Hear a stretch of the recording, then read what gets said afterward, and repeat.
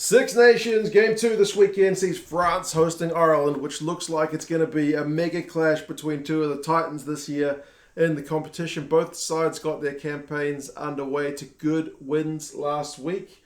France kind of expectedly beat Italy, I wouldn't say easily, but they did enough to kind of get a nice bonus point win. And for Ireland, they really manhandled the Welsh at home, but now they are away. They are in Paris. They're without their captain. So it's going to be an interesting one. But yeah, we'll go through the lineup, some stats, the recent history, and you guys can let me know your thoughts on how things are going to play out. Now, the French, they do have Danty, who is out injured. He's one of their starters last week who is not available for selection this week. So they've promoted Moefana into the number 12 jersey from the bench. He came off the bench last week. Fickou still partners him in the midfield. Dupont still there. He's captain. Didn't quite look 100% last week, but remember he had not long kind of recovered from COVID. Ntamack still there at 10. Villiere and Penaud are the wings, and Jaminet still there at fullback. So it's a largely settled French backline. Villiere obviously scored 3 tries last week. He was on fire. Penaud got one. Jaminet's boot was a little off compared to what we are normally expecting. He missed a couple of conversions, but yeah, for the most part, that French backline looks pretty dangerous. And interestingly, they haven't recalled like Vakatawa or someone because of the absence of Danty. They've just gone with a 6-2 split. So they have brought in another forward on the bench. Their forward pack is pretty stable though. Baille, Marchand, and Atonio are the front row, and that's some sizable French units right there. I mean, Marchand up against Kelleher in itself is going to be a pretty interesting battle. Two of the inform hookers in World Rugby. Woki and Willemse are their second row, and they're a good balance, I think.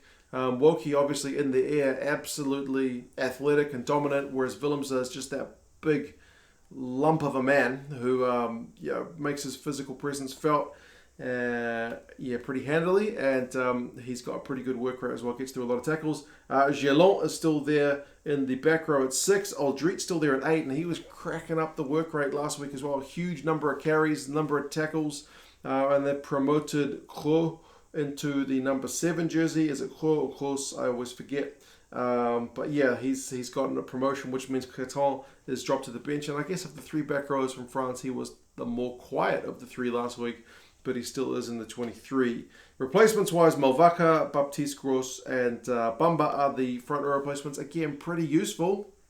The fact that you can bring on a guy like Bamba from the bench is pretty helpful. Telfo Fanua continues on in his replacement lock row. Roll Flemont is there. He's that kind of lock loose forward replacement who is the extra forward who wasn't in the 23 last week. Luku's the replacement 9, and then Ramos is there covering essentially half the back line. So yeah, it's always a bit of a gamble when you go the 6-2. I would imagine the French powers that be, Gaultier, are looking at something of a physical contest with the Irish, and based on what we saw with Ireland against Wales last week, I kind of don't blame them. The Irish pack, as I mentioned, they are without Johnny Sexton. He's obviously the biggest omission, and it's an injury for him. I think it was his hamstring, but I guess that's one of the things when you get into your mid-30s, you're prone to injury. And I don't know, I feel like he's more prone than he used to be, right? That's just an age thing. That happens to all the guys who continue to play on, past 35 or whatever age it is. He's still younger than me, so I'm not saying he's old. But, he just wear and tear, man. So, yeah, I mean, that's probably going to harm Ireland's chances at the weekend in terms of missing all that experience. But in terms of developing for the future and putting like a guy like Joey Carberry under pressure in a massive game, it's probably going to be good minutes in the bank for Joey Carberry, who's had his own injury woes despite being a fair bit younger. So yeah, Carberry's at 10, good pressure on him, back him to do a job, and then Gibson-Park is there at 9. So he'll continue on with that quick service. Aki and Ringrose are still there in the midfield, although we do see the return of Robbie Henshaw to the bench this week. It'll be interesting to see what kind of time they bring him on. I think they brought on Hume 65 odd minutes last week, so he got like the last kind of 15 minutes of the game. So whether Henshaw gets a wee bit more, or whether they kind of just ease him in slowly will be interesting. I mean, he could go on after 5 minutes if there's an injury, but fingers crossed. The guys can kind of all stay fit and healthy. Conway and Hansen were both pretty impressive last week. Conway a couple of tries, and Hansen got man of the match. Good link-up play from him, was very kind of visible, coming off his wing multiple times. And then Hugo Keenan, ever present there at fullback. The front row, though, is where you got to get extra excited if you're an Ireland fan, because you got Porter Kelleher and Furlong. I mean, that's tasty going up against that French front row. That's going to be really, really one to watch. Like, Baille is one of the best loose heads in the world. Tadhg Furlong, arguably the best tight head in the world. That's going to be a mega battle. But then don't kind of sleep on Andrew Porter as well. He is he's adapted to the loose head really well. So that scrum time is going to be fascinating to watch. Byrne and Ryan is still the second row, same as last week, but James Ryan's got the added responsibility of captaining the side this week. And I've seen him captain the side a few times.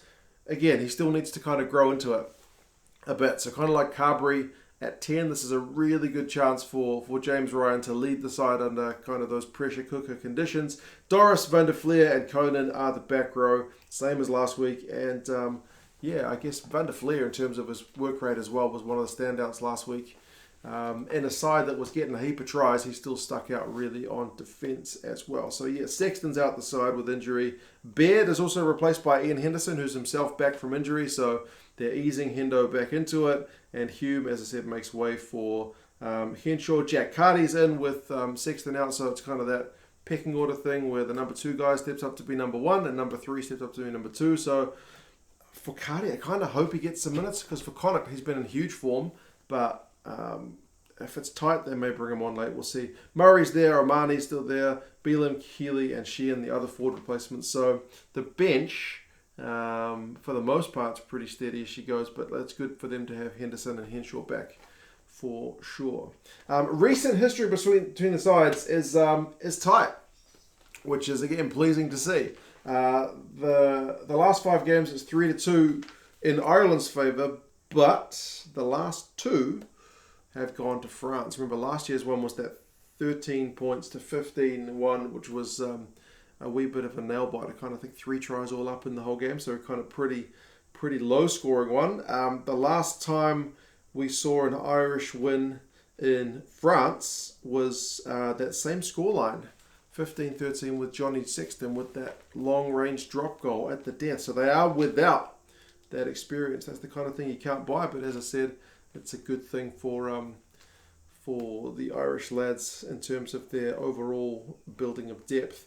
The average score across the last 5 games is 20 points to 17 in Ireland's favour. So everything between like the recent split, the recent results, the average across these games screams it's going to be a tight game. This could be, all penalties. You never know. It looks like one that's going to be tight. In terms of their stats, last week both sides dominated possession and territory against their oppositions. But you would expect France to do so at home against Italy.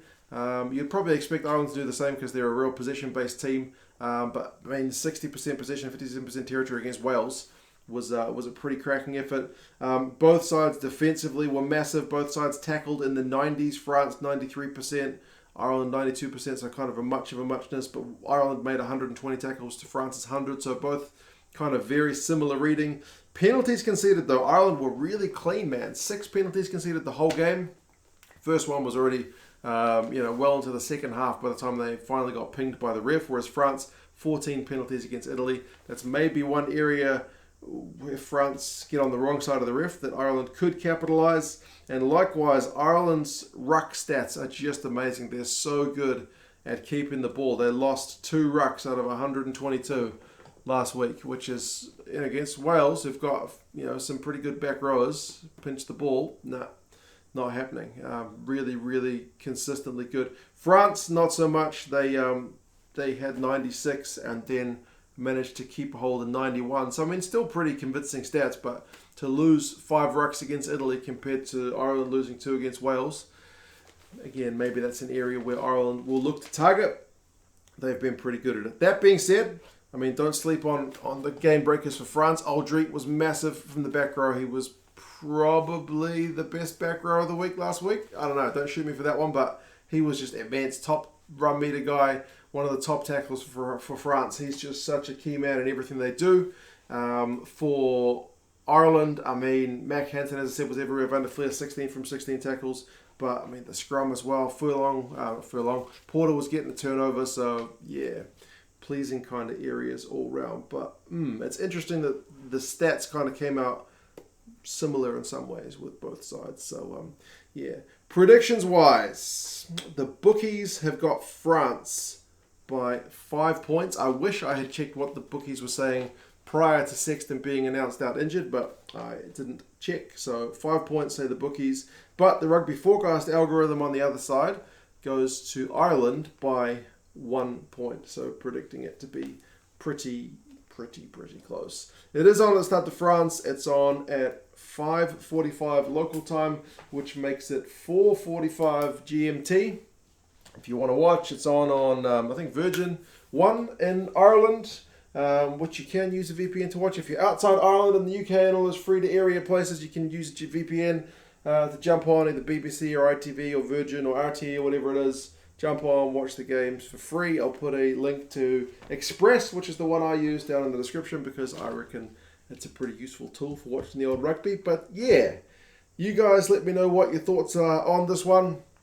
It's going to be a massive game. Do you think Ireland, without Johnny Sexton, can get it done over France, or do you think France, having shaken off a bit of the rust last week, will be too good? I should say France, 6-day turnaround, so there might be some tired legs in the French camp. Maybe that also helps the decision to go for the 6 forwards. But anyway, you guys let me know your thoughts, and I'll talk to you guys again soon. See you later.